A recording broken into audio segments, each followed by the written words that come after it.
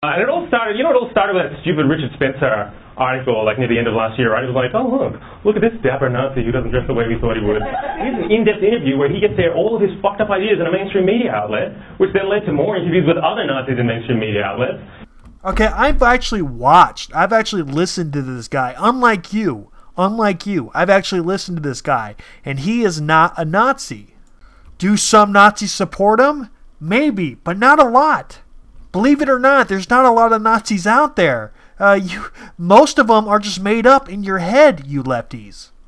But yeah, this Richard Spencer guy isn't a white supremacist. He is not. And then Richard Spencer got punched in the face, right? Which was an amazing moment in comedy history. Look at it this way. He's not a white supremacist, and you guys punched him in the face anyways. Because why? Because he disagreed with you.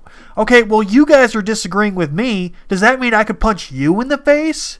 I bet you would say no. Because, I don't know if you know, Richard Spencer was being interviewed, and in the interview he was asked about his Pepe the Frog badge. So he was trying to explain a meme, and then out of nowhere a hero came along. A terrorist came along.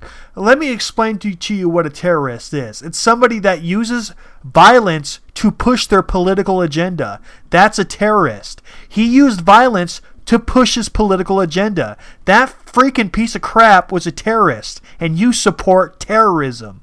Punched him in the face, instantly turning him into a meme. It's like casting a spell. The only person that got turned into a meme that day were the left-wingers. Everybody was making jokes about how they think everything's a Nazi. How they're fighting this imaginary war against the Nazis that don't even exist. What they're doing is running around delusional, thinking that everybody that disagrees with them is a Nazi, then going and punching them. And then every white liberal came out of the woodwork saying, I don't know, that's what we should be doing. Should we really be applauding someone for punching a Nazi? But he wasn't a Nazi, was he? He wasn't a Nazi at all. And even if he was, that doesn't make you right. The person who punched Richard Spencer was Antifa, a terrorist organization who is communist. You know what the communists did? Communists have killed 100 million people in acts of democide. That's when the government kills its own people. Slaughters its own people. Yes, the communists have killed 100 million people. Do you know how many Nazis have killed? Between 3 and 6 million in the Holocaust.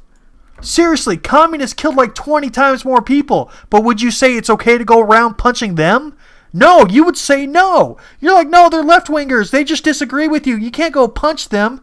That's what you would say, even though they're worse than freaking Nazis. So, why is it okay that the left-wingers could go and punch anybody they want, but right-wingers can't go and punch communists who are worse than the Nazis? Is that how we want to have political conversation? Shouldn't we hear people? I don't know. Look, I don't agree with these people either, but instead of punching them in the face like a freaking terrorist, you know what I would do? I would just let them expose their bad ideas in public. If people hear them and don't like them, they're not going to take them seriously. If they expose their bad ideas to the public, they defeat themselves. Punching them is not needed. If you punch a Nazi, it doesn't make you as bad as one. Yes, using fascist violence to silence those who disagree with you. Doesn't that sound like a fascist? Doesn't that sound like a Nazi? You guys are acting just like the Nazis. You know what we should do with Nazis? We should debate them. You don't even need to debate them. Like I said, just let them expose their bad ideas in public, and then people will let them defeat themselves. And we should defeat them in the marketplace of ideas. I don't really know where that is. I would like to defeat Nazis on planet Earth first. He's basically saying, I don't know how to debate. All I know how to do is just use violence against people who disagree with me.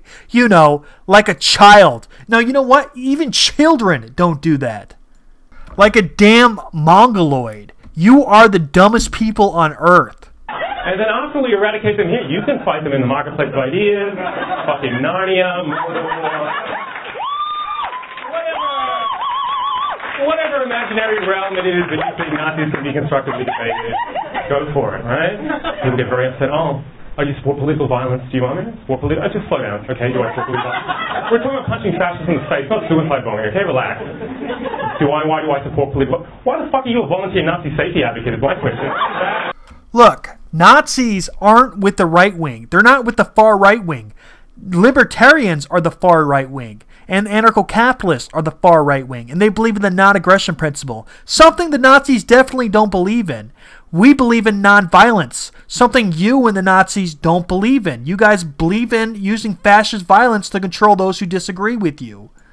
Lefties and Nazis have a lot in common, more than the right wing have in common with the Nazis. For example, the left wing and the Nazis, they believe in National Socialism. That's what Nazi stands for. Nazi literally stands for National Socialism.